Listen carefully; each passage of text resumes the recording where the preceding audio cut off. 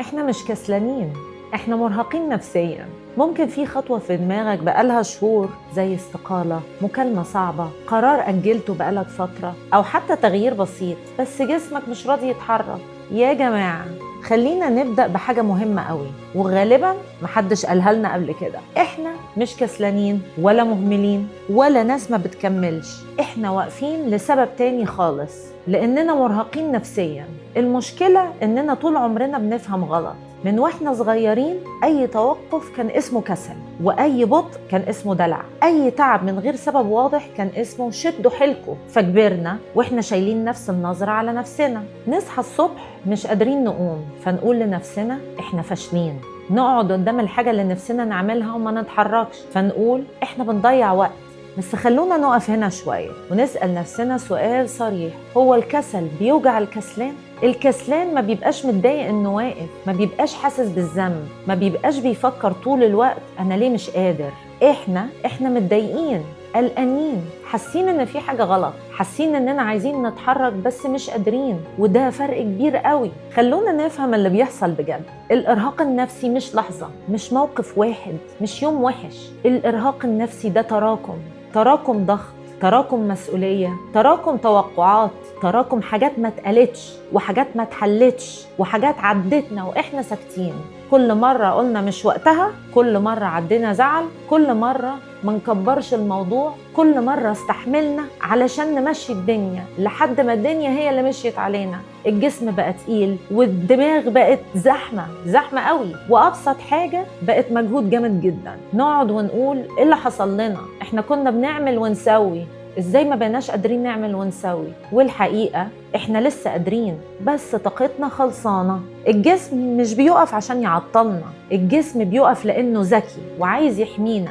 لما يلاقي كل حركة بتوجع بيشد الفرامل، مش عشان هو ضعيف، عشان هو ذكي. طيب خلونا نفهمها من زاوية تانية. الإرهاق النفسي مش بس إحساس في دماغنا، ده كمان بيبان في جسمنا. بيجي وجع في الرقبة، شد في الظهر، كتف ماسك على نفسه ضاغط، نوم متقطع، تعب من غير سبب واضح، إحساس إن أي حاجة بسيطة محتاجة مجهود زيادة عن اللزوم.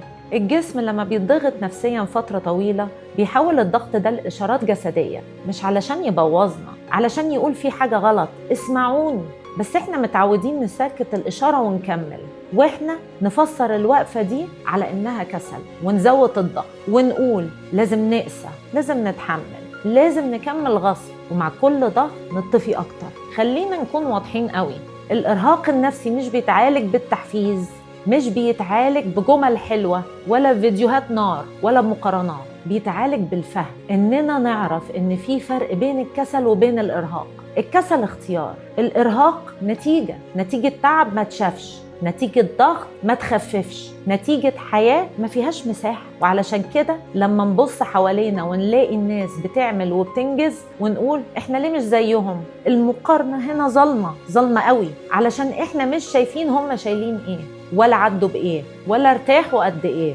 احنا بنقارن تعبنا من جوه بنسخة متفلترة من بره، وده بيزود الحمل مش بيحله. كل واحد فينا عنده حد تحمل مختلف يا جماعة، وده مش ضعف، دي إنسانية. علشان كده مش أول خطوة لقدام إننا نعمل أكتر، أول خطوة إننا نخفف اللوم، نخفف جلد الذات، نخفف المقارنة، ونقول إحنا تعبانين ومش غلط. وفي فرق مهم قوي هنا لازم نفهمه، في فرق بين الاستسلام وبين الراحة. الاستسلام إننا نقول خلاص مفيش أمل، إنما الراحة إننا نقول إحنا محتاجين نقف علشان نعرف نكمل. بس إحنا اتربينا إن الراحة ضعف، فبقينا نكمل كده لحد ما نكسر نفسنا، وبعدين نستغرب ليه مش عارفين نرجع. علشان كده أحيانا الحل مش خطوة جديدة، الحل إننا نرجع طاقتنا الأول، ننام أحسن، نقلل اللي علينا، نقول لأ شوية، بس نقول لأ برحمة، نهدي الإيقاع، مش علشان ننسحب، علشان نرجع أقوى. أحياناً أكتر حاجة شجاعة نعملها مش إننا نكمل، لكن إننا نعترف إننا محتاجين نبطأ من غير ما نحس بالذنب.